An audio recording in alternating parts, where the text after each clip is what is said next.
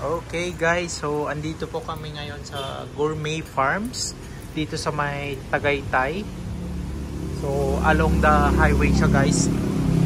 Yung nakikita nyo is Aguinaldo Highway yan, tapos yan left paano tawag dito pa Tagaytay, tapos itong pa right pa Dasma, Imus, Bacoor, tsaka pa Maynila. So ganito yung itsura ng Gourmet Farms dito guys. Yan. Tapos dyan sa baba daw may ano daw yung restaurant nila. Kita ko lang sa inyo.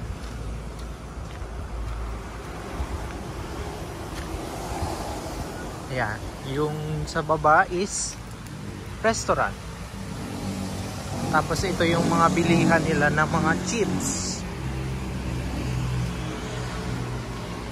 Mga chips, mga coffee, mga cookies. Yun. Tara, pasukin natin guys. Tapos tignan natin yung mga paninda nila.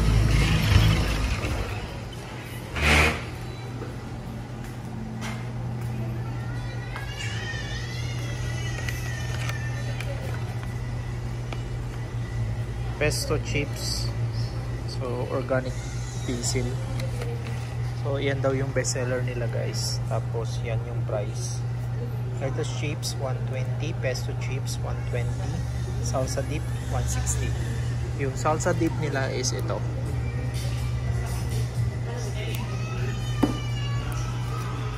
Tapos yan yung chili sauce.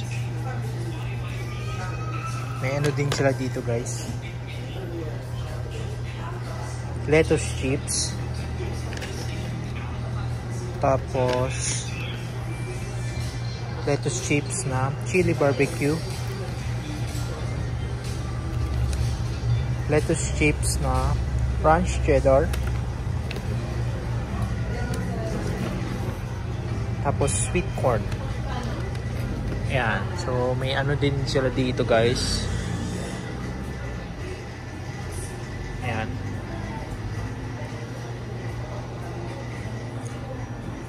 Kung coffee lover kayo, perfect dito si guys. So may ano din sila dito, kitchen exclusive. So mga dressing. Yan. So sa mga mahilig magsalad dyan, perfect yan sa inyo. Tapos meron sila ano ba to, mga vegetables. So lahat ng mga yan guys is galing dito sa farm nila, dito sa my Gourmet Farms. Tapos meron silang mga ano to, sardines, tapos mga sinaing na tulingan with olive oil. So yan yung mga price. Sardines and hot spicy to 75, sardines regular to 75, sardines spicy to 75. So ganito yung itsura ng mga sardines nila.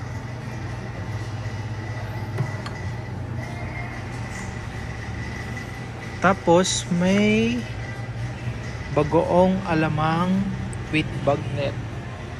So ayan yung price. Adobo 275, bagoong bagnet 275, bagoong alamang 275. Ayan. So may mga tuyo with rosemary sila.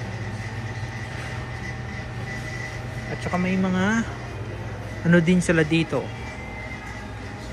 Yung mga bolognese. Tapos mga putanesca. So may mga pesto sauce 699, amatriciana 445, bolognese 600. Mga sauces pala to. Tapos yan, mga tea. So, malunggay tea, ampalay tea, ginger tea, worth 140 except sa ginger tea, 165. Tapos may mga turmeric tea, 165. Pito-pito tea, 120. At sambong tea, 120 din. Tapos meron din dito lagundi tea, 120. Tapos banaba tea, 120 din. So, I'm not sure kung ano to. Kape pala to. Ayan guys, oh. So 250 grams siya, worth 440 pesos.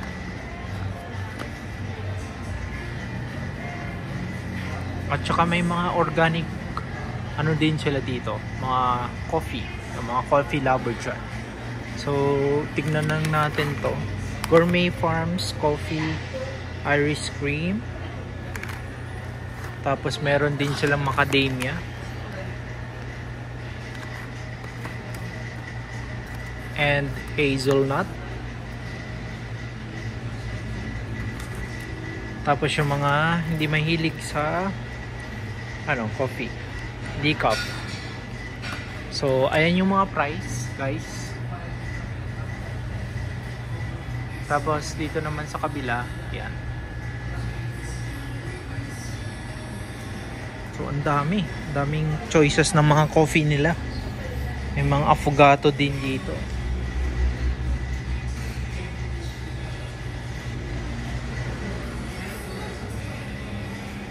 May mga Maynila blend, Barako, Batangas. Ayan yung price.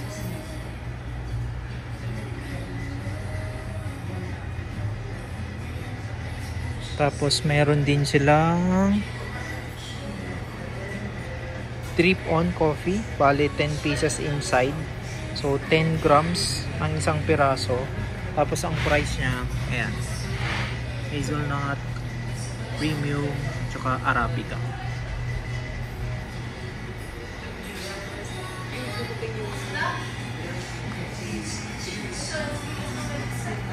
So kung gusto nyo mag-dine in sa coffee, meron din sila dito, guys. Ayan yung price.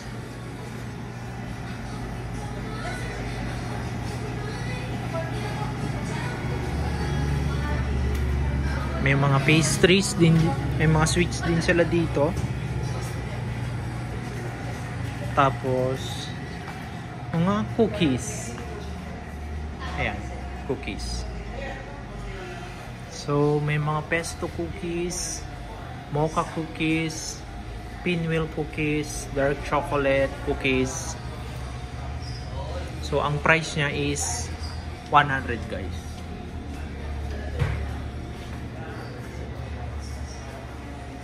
Tapos may yummy otap sila dito. I'm not sure kung magkano yan. So kapag diniretso natin to, guys, ano siya? Cafe restaurant.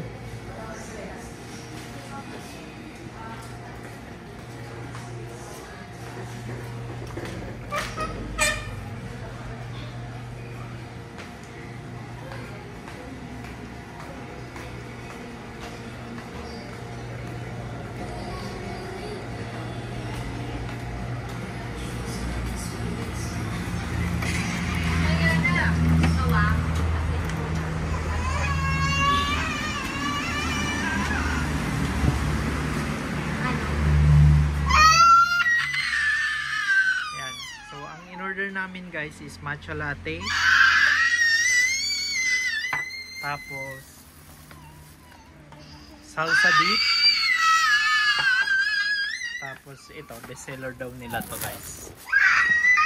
So pesto chips made from fresh organically grown basil.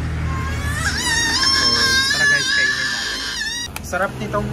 Sarap nitong ano nila, guys, yung itong pesto chips nila. Ganyan yung itsura. Tapos isawsaw natin dito sa may salsa dip.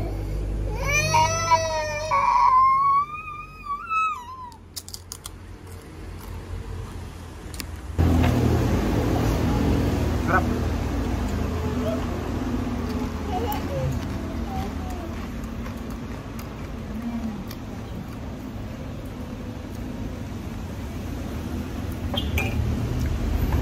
Masarap din tong ano nila, guys, itong matcha.